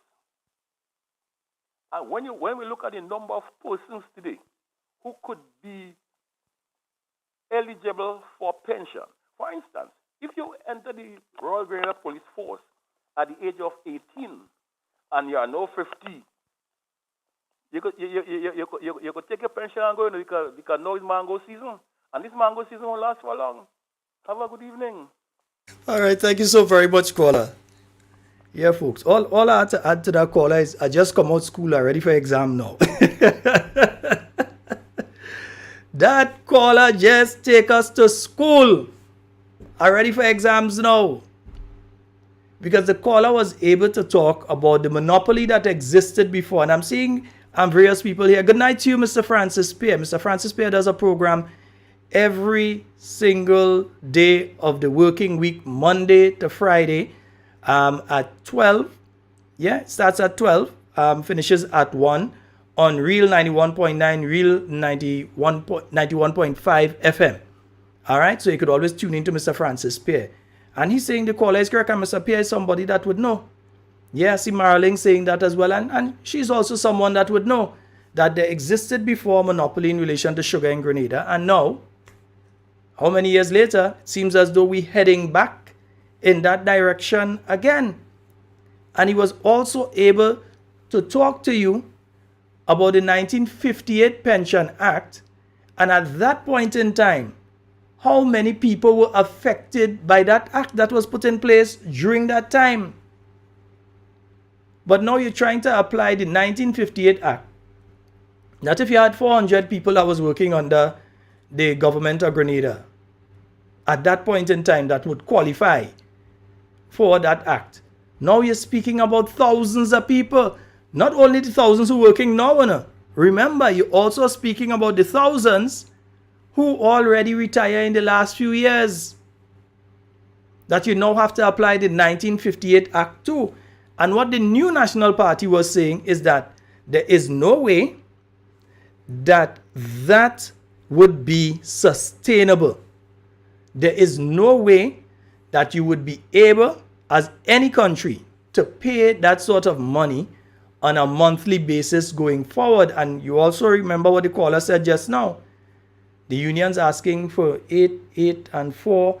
And then remember, even after the 4, the 8, and the 8, you're also speaking about after that period, you have to start another round of negotiations again for the next 3 years. So you have increases taking place, and those increases affect the volume of the pension that has to be paid. So you have the pension that is being paid now. You realize that as more and more people become pensionable, and you heard him mention a police officer was 18, could already have made, and some of them could make it even before they reach to 50, Yeah, they could make, because police officers don't have to wait 26 and anything or 23 and anything. I think in their case, it's under 20 or 20 or so. Yeah? So in 20 years, at the age of 38, somewhere there, or even in their early 40s, some of them could already retire, take their money and go. And right now, as you're operating, this is important takeaway from what the caller was saying. Right now, as they call it, mango season. In other words, the law that is in place right now that has to be enforced is the 1958 Act. So if you're in the police force right now, or you in nursing right now for how much years and so, and you realize you make your number of years already, you don't need to wait until you reach to 60, or you don't need to wait until when they raise it from 60 to 61, then to 62 to 63 to 64 to 65. You don't need to wait until that period of time. You could grab your money now and run. Yeah? So that is what is taking place. So I'd like to thank that caller for his information that he has provided to us tonight, especially on the pension issue. Because the impression that some people was giving was that the reason that the pension was not paid at that point in time was because NNP wicked and this kind of thing, and that's why the pension was not paid. But the New National Party was saying to the unions and the workers of the country, come, let us discuss it. The same teacher Jude and them said they ain't going and sit down and discuss nothing. The same teacher Jude who can't talk right now. Yeah, the same teacher Jude. They say they ain't going and sit down and discuss nothing. The law is the law, and that is what they're working with. The workers are getting money, and they want to hear nothing. The workers are getting money. But all of a sudden now, workers don't have to get money. Yeah? Because remember, while it's 1% now, there are plans in place to further increase the NIS contribution over the next few years. Not only to increase the age of the people that qualify for a pension under the NIS, but also to increase the volume of contribution that's being made, both on the side of the employee and the employer, to increase it. So for this year, it's being increased by 1% on each side. So I don't know if it's going to be in 2 years or 3 years or 4 years or 5 years or whatever it is, but there are going to be further increases that are going to be taking place. So right now, the government is basically saying, take your 1% and cool it. That's what they're saying, isn't it? We have a caller online. Good night. Good night. Children, greetings. Happy New Year's. Same to you, my dear. Go right ahead. Well done. How you do? I'm quite fine. I don't get no station at all. You tell me But here's what, if you haven't been hearing the program, let's have a discussion outside of the program in relation to that. Yeah, let's leave the line so people who want to call in relation to the issues we're speaking about tonight can call. Yes. You know that I will sort that out for you, because next week, let me let you know in case, because you may not have heard, but next week, Monday, we're going to have Dr. Mitchell on the program with us. Yes. Right? So definitely I know that I believe Sister Isles, Real FM, CRFM, they will be broadcasting. For our good friends out there in Brooklyn, Noise Radio will be broadcasting. So those stations, there's a possibility of one, maybe two other stations joining us as well. And I won't mention them. Going into? Yeah, Real FM. So Real FM, CRFM, Right. Sister Isles in Carriacou, and Noise Radio in Brooklyn. They definitely will be on with us. So there may be one or two other stations. As I said, I don't want to mention them until the discussions have completed, and we're sure that they will be joining us. Yes. And as well as, we'll be online on the Talking Points page, and so you can get us there as well. Yes. All right? So just in case you didn't know, I'm making sure that you know. So whether you could pick us up via internet, or you get it otherwise, you're going to be hearing us on Monday, definitely. All right? Right. Thank you. Okay, my dear. You enjoy the rest of your night. And love you. All right. Love you as well. Bye-bye. All right, my dear. Yes, indeed, folks. Just that quick reminder there that Dr. Mitchell will be on with us on Monday night. All right? So he will be on with us on Monday night. I have not yet confirmed the guest for this week, but I believe I will be having a guest on this week, either tomorrow night or Thursday night. When I give the person the message, they'll tell me whether Wednesday or Thursday is better for them so that we could discuss. Because, when we raise the issues here, they run with it. Yeah, so we spoke about COVID-19. We spoke about vaccination, the importance of getting the new type of vaccine in, all that sort of thing. All of a sudden, you see press release coming out from government and all kind of thing. But yet still, instead of coming out and having a post-cabinet press briefing where our media, who have been listening to our concerns and have been following on social media some of the things we've been saying, they've been listening to this program and other programs, and they have been following what has been taking place. Now, they would have the opportunity to ask the government representatives questions. They are not being given that opportunity. Instead, you had that choreographed piece that was put on last night, where they brought in, imagine, they bring in a special host, They didn't use the normal host, that they brought in a special host to host that particular program. Because like they entrust another host to be able to go and ask the questions. So they brought in a special host to host last night's program. And the first thing the host come out and says, they ain't bowling no bouncers.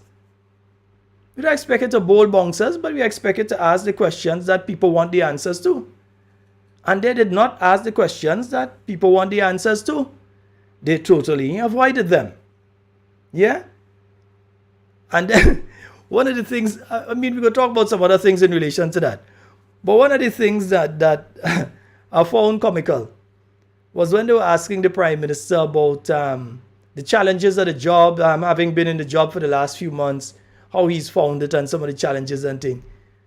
The thing that he found to speak about was not assisting any poor and vulnerable people, not being able to give back to your country and serve your country on a higher level, and being able to help people get to a stage where they'd be able to build a house or purchase a vehicle or start a business or anything like that, was that people taking picture with him.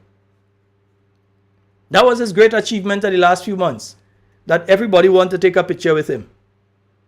Not the gravity of the job and the economic situation that Grenada faces. Yeah?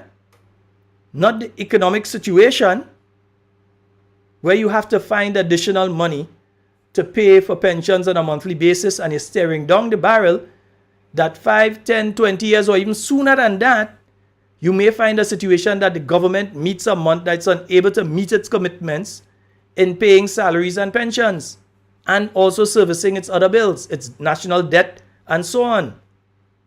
Yeah? So you have that sort of situation taking place. And the best thing you could say is that the thing you find most nice about the job is that you're taking picture with people. Come on, man. Seriously, if that is where we go in, believe me, yeah. If that is where we go in, we need help, yeah.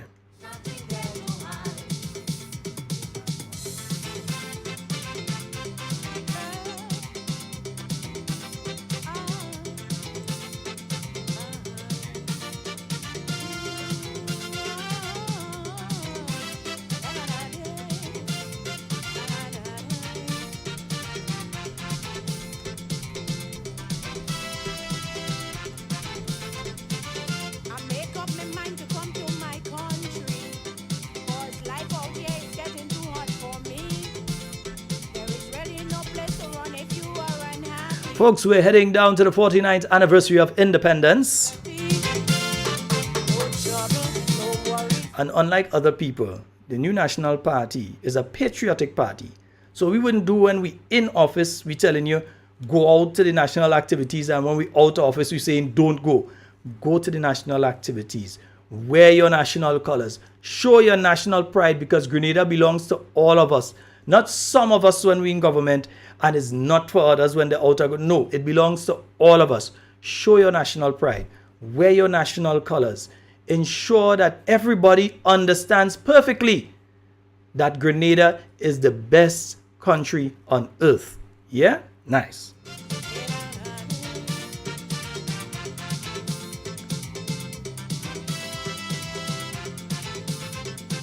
Some of us just criticize our country.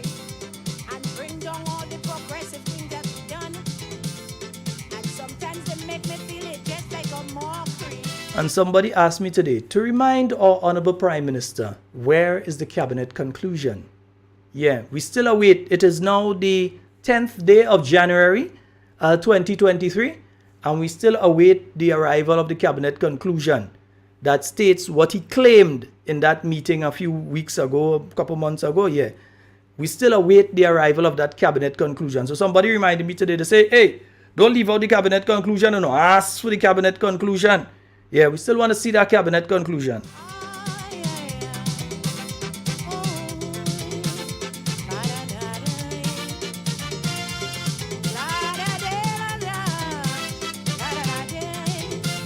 Four 4407377. I think we have roughly 29 minutes remaining on tonight's program. So 4407377, whether it's WhatsApp or direct, you can call that number. Some people say I speak a bit fast. So 4407377. And plus the number is scrolling by at the bottom of the screen.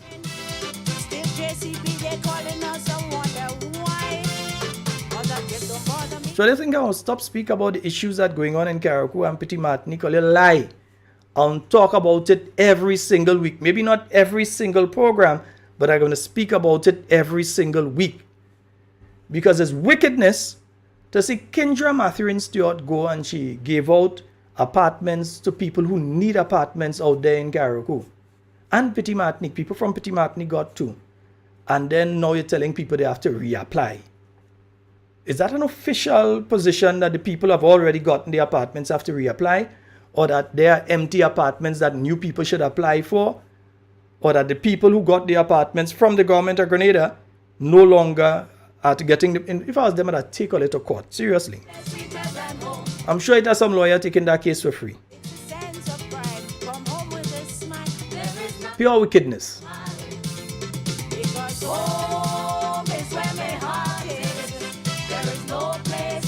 Richard, good night to you.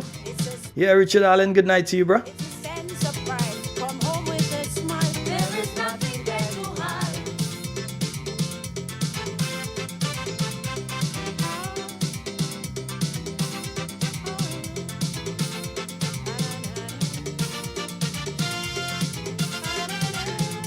Someone is saying last night was pre-recorded. I don't think it was pre-recorded because I think they were able to take a few calls and that sort of thing. So I don't think it was pre-recorded, but it's better that it pre-recorded because they didn't have any serious questions being asked to the Prime Minister there.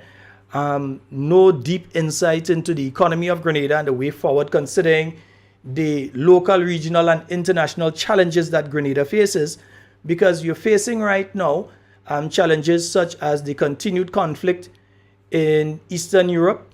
You have those challenges that are taking place that are affecting the price of foodstuff, basic food items.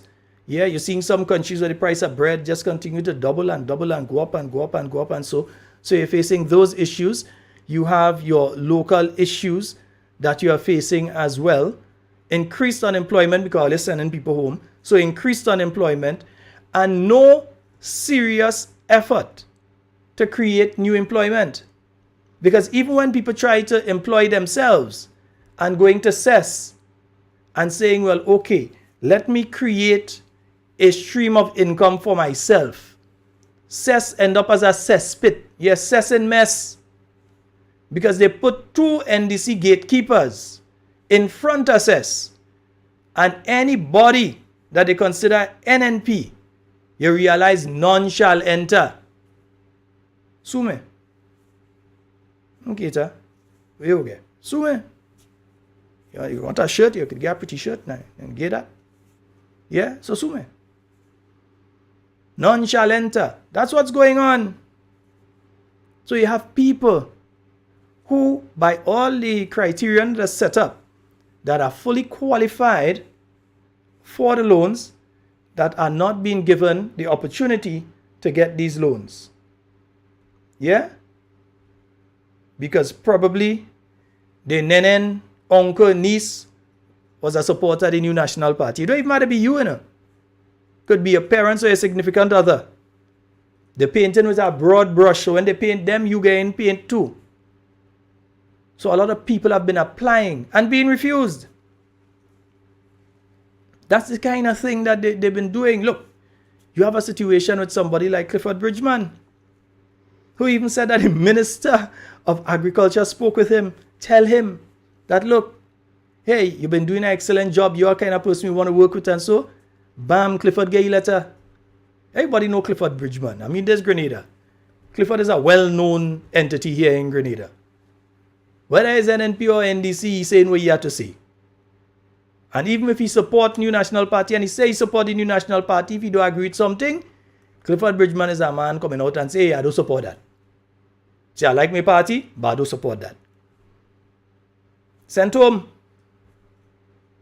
One of the many sent home.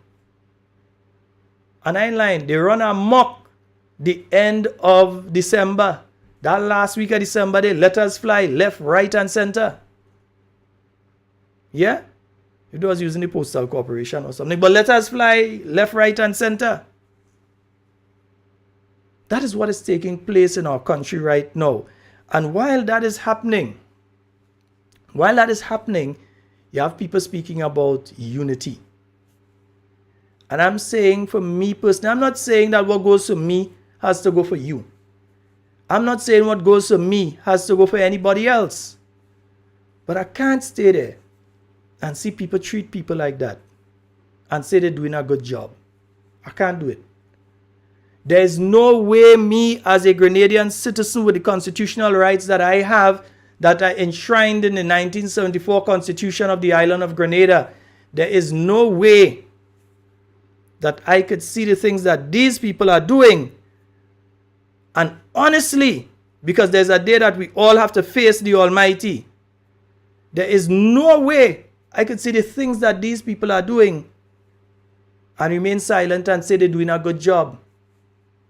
My conscience wouldn't allow it, because I'd be a hypocrite to say it. The fact is that what they are doing is destroying the lives of many people, and there is the spill-off. Because I told you, some of these people are sending home, they have children that have CXC to write, that have CPA to write.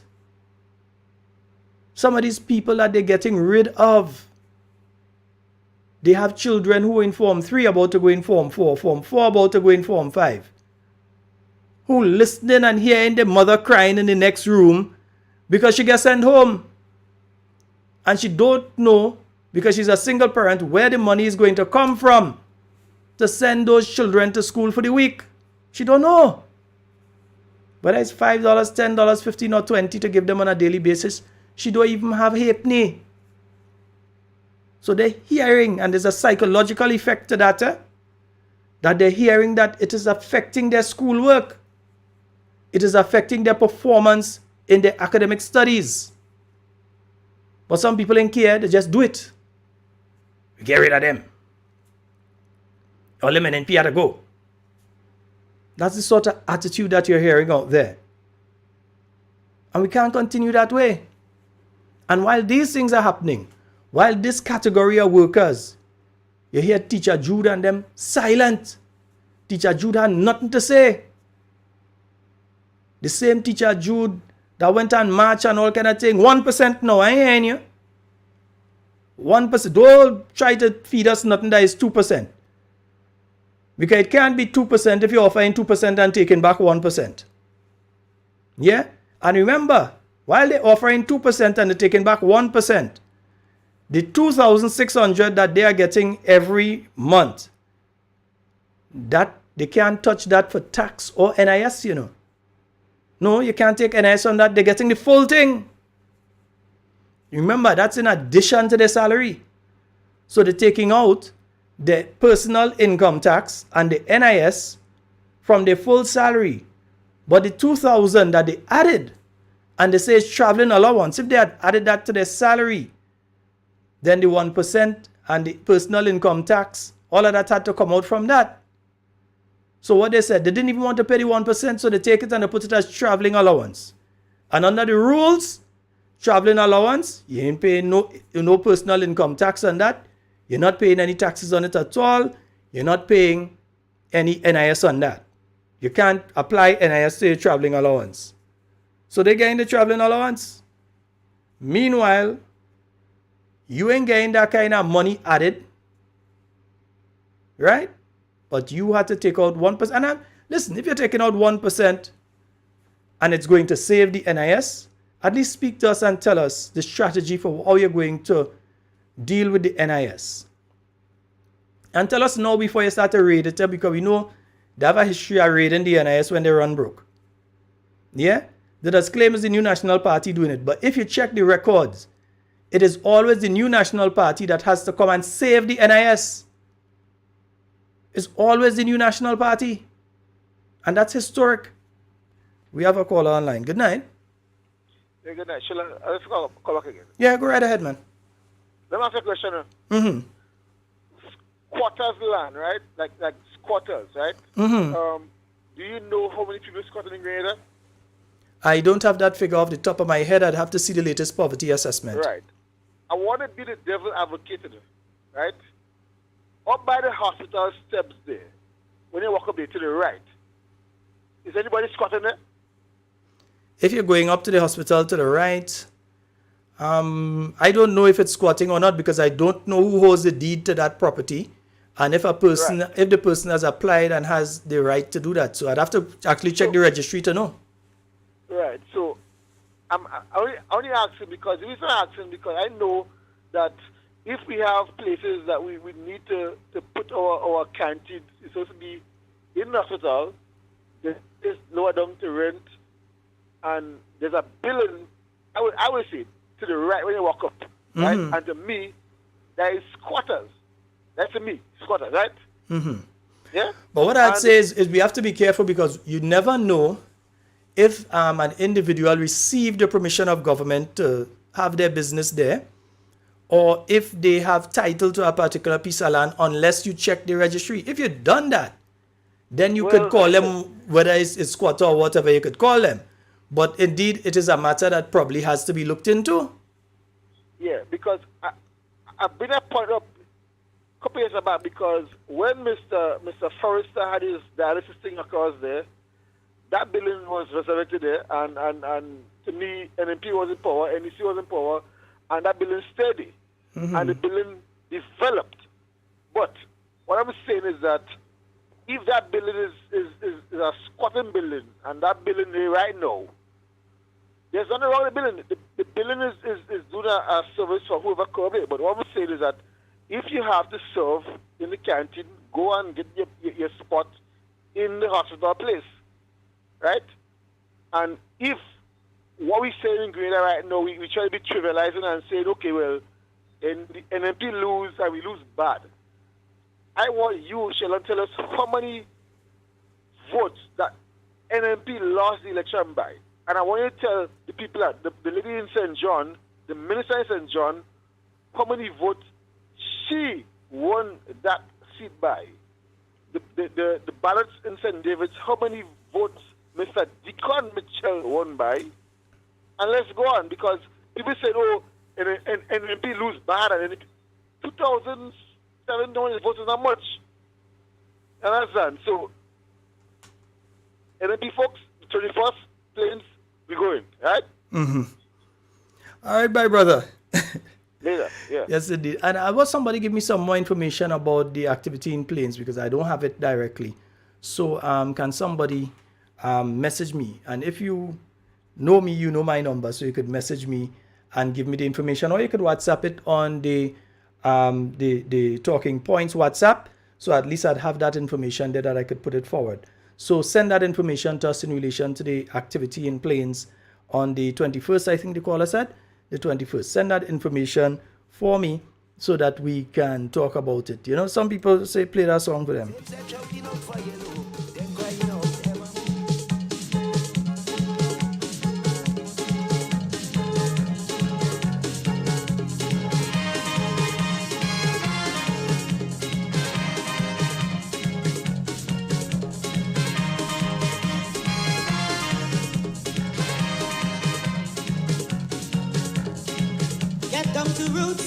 Remember we tradition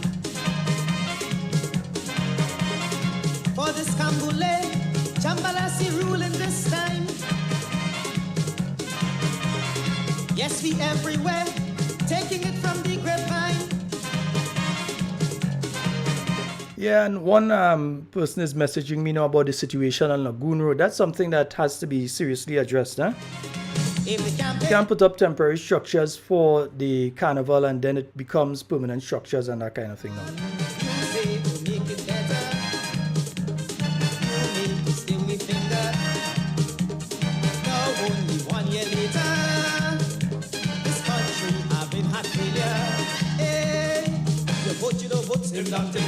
The heart or the hand, same damn thing. The change we ain't change, same damn thing. You win, you don't win, same damn thing.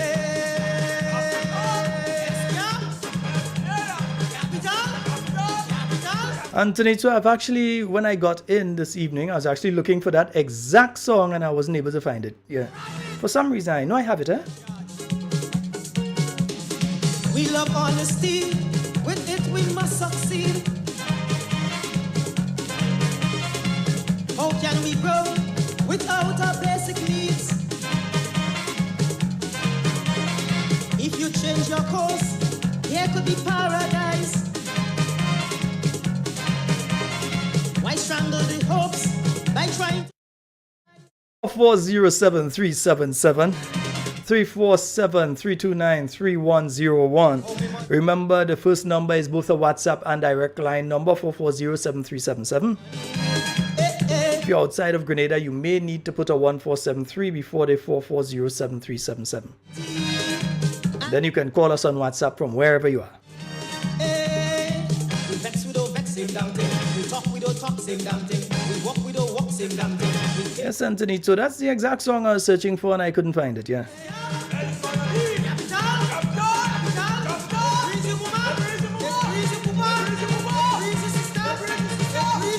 Let me say a special good night to my family out there in Carriacou. So all the Coys, the Lawrences, the Aikens, the Duncans, you know, I must mention the Duncans, you know, yeah. Uncle Ba, good night.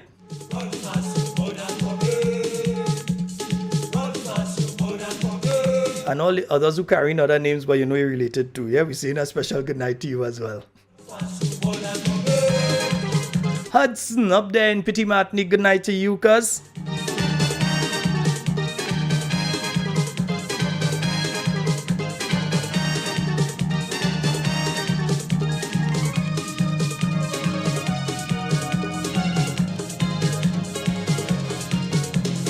It's problems for some people have. Yeah, that situation on Lagoon Road needs to be addressed because if you look, you're still seeing some things from since Juve and so that have been placed there that, you know, not being removed and so. So there's quite a bit that has to be done there. If they're saying that things have to be, well, let's see what they're saying. Good night to you, Maxan. And say a special good night to Mommy and Daddy for me out there in Petit Martinique. Huh? Nice. The original Max herself. Yeah. You and the entire home circle. Because I know that home circle real big, eh? So you and the entire home circle. And Sherma, Keisha out there in Petit Martinique. Special good night to both of you as well.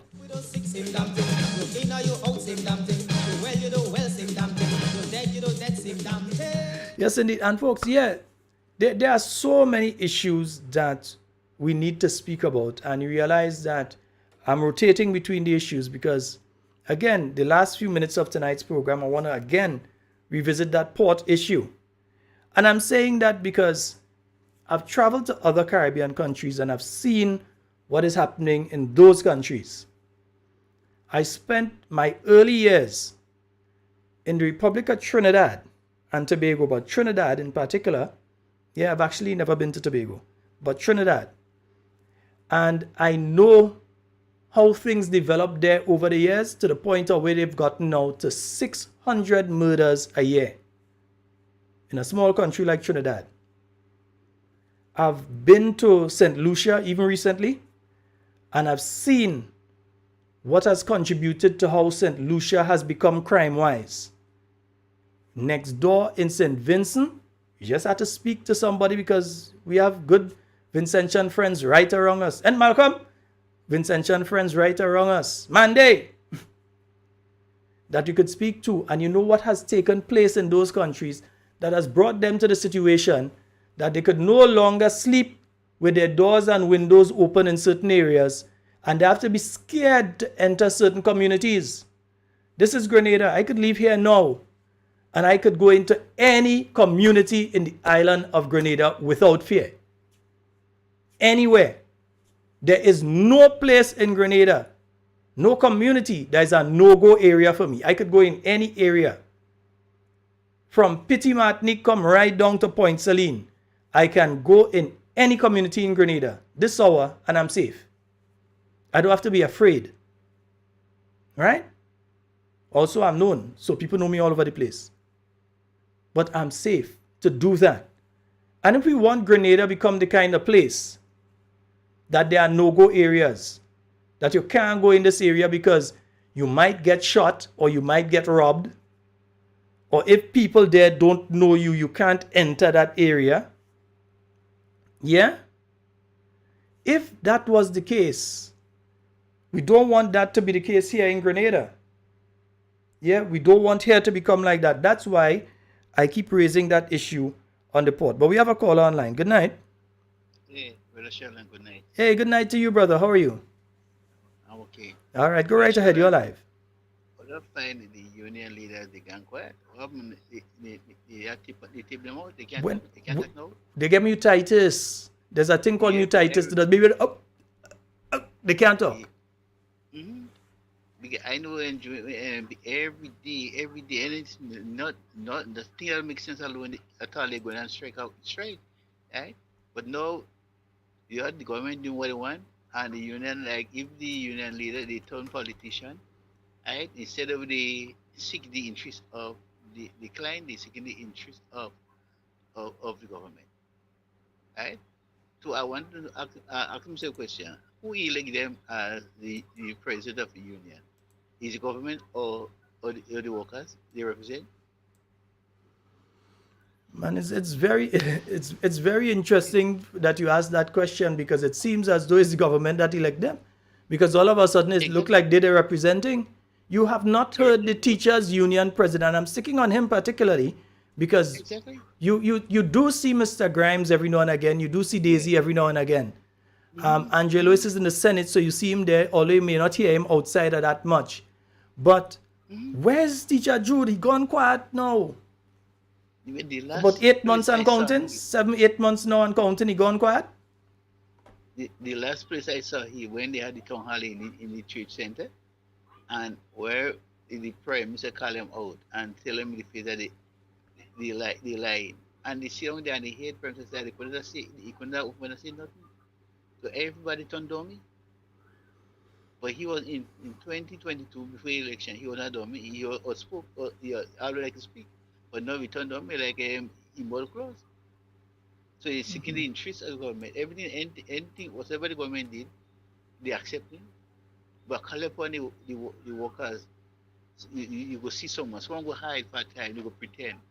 But you go see the true color, who they really represent, who they really care about. They don't really care about them. They only care about the government because they support it. Because and who paying them? It's not the workers that are representing that paying the office where they thinking. Is them. So I know sometimes, Brother Sheldon, no people don't come in through the back door, as the word God said. There only one main door, and the main door is God. Christ is the door. Anyone who comes by other means is a thief. And then they come by other means. Even you check other people in position who was chairman of chairman of Nutmeg and other chairman of things. Look at what position they hold now. Right? But Sheldon, it's time for going people to see through these people and them. Then people only pretend to they represent people. They were seeking their own interest. And own interest is to get rid of NMP and to bring in the government who they love. So when they bring the government that who they want to rule, they forget the workers. They represent it. So Brother Sheldon, have a good night. All right, thank you very much, caller. All right, yes, folks, and we're just into the final 5 minutes of tonight's program. And I'm going back on that issue because I think our port security is so very important to our national security. Over the past few days, I've been seeing some reports out of Trinidad and Tobago of guns that have been coming in.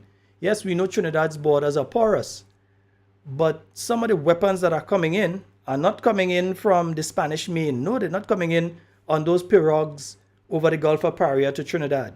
They're coming in from North America in containers and other things through the ports in Trinidad. That is a known fact. They found several shipments of it. In fact, the U.S. has caught several shipments of it. In some instances, they've notified the Trinidadian authorities, Guyanese authorities, Jamaican authorities in relation to these shipments coming down and so on, so that they can catch the persons who are involved in it. Yeah, that has happened. And if we are not careful with our port security here in Grenada, we run the risk of things that we see labeled as detergent. Yeah, white powdery substances end up in other countries, labeled as coming from Grenada. Yeah? If we have situations where things that ought to be on the port until the sun rises in the morning and official things start again and the Escuda system could pick it up and verify what it is and the customs officers could properly go through it, and then it is allowed after the payment of what needs to be paid, that it is allowed to leave the port. And instead of that happening, they're disappearing from the port in the middle of the night. We don't know what was on top it. We don't know what was between it. We don't know what was in it. And we don't know what was outside it. We don't know. And if that is not an issue of national concern, if that is not an issue that all Grenadians, no matter which political organization you support or don't support, if that is not an issue that all of us need to be seriously concerned about, we don't like we self and we don't like we children. The issue of what has taken place on the port, that the Grenada Port Authority has admitted took place on the port, and that we are only hearing one name calling. So we don't know who are the people or entities or organizations that have taken stuff off of the port, and if there were other things in what they thought was there, because you didn't do a proper search and the things just ups and like they get legs and walk off the port. If that is not an issue and a key issue of national security, we ain't serious about we country. That means we spend 49 years joking if we leave issues like that without constantly speaking about it until something is done and it is properly addressed. That is not issue to joke around with. Because if the customs officers didn't do the proper due diligence the other day, 1,000 rounds of ammunition would have entered Grenada. 1,000 rounds of ammunition. So think about how much people that could have killed. Plus at least 4 firearms. And from what I'm picking up, semi-automatic, which means they could fire in bursts. Yeah?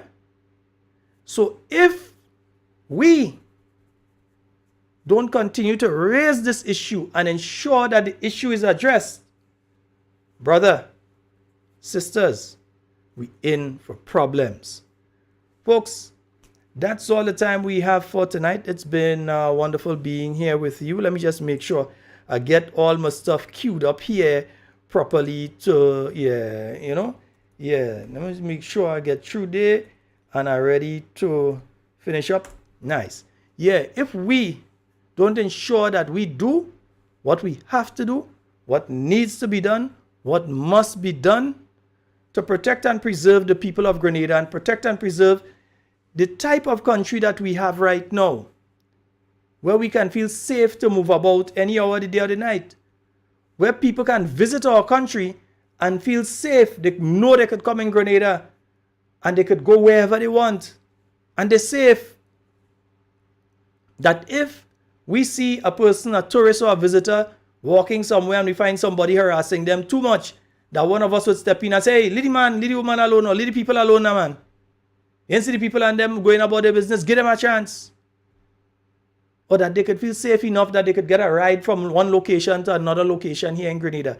If we don't deal with that serious issue of what took place on the port, then something wrong with us as a people.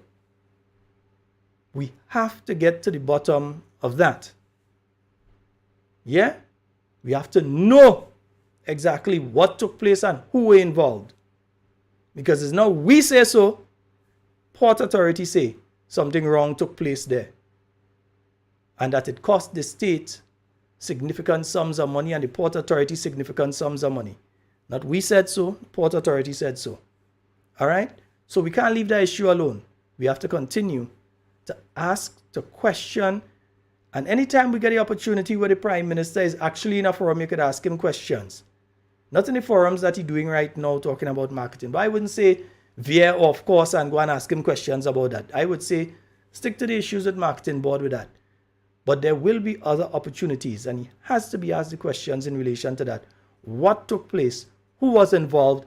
Grenadians need to know. If it was poor people children, like me and you, if it was poor people children, who family name don't carry no big weight here in Grenada. Poor. Yeah? Struggle to make it where we are right now. You would see we name jumping all over the place.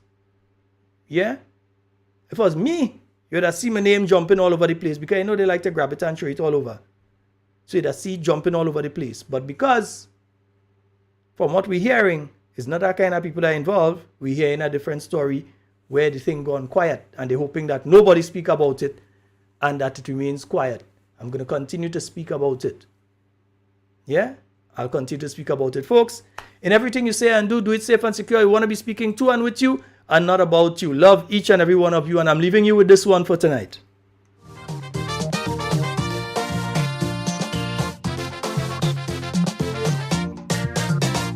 So much people complaining about the government. I wonder why they're complaining when it's only 1 year they spent. They come in and complain to me, which I find strange, because the election victory, majority voted for change. So then I start to wonder, what is some of them seen? Why complain to this fella when they know my color is green? It seems like they don't have patience. That's the reason why. Or something pricking the conscience. They just cannot satisfy. Don't blame me, don't complain to me. Why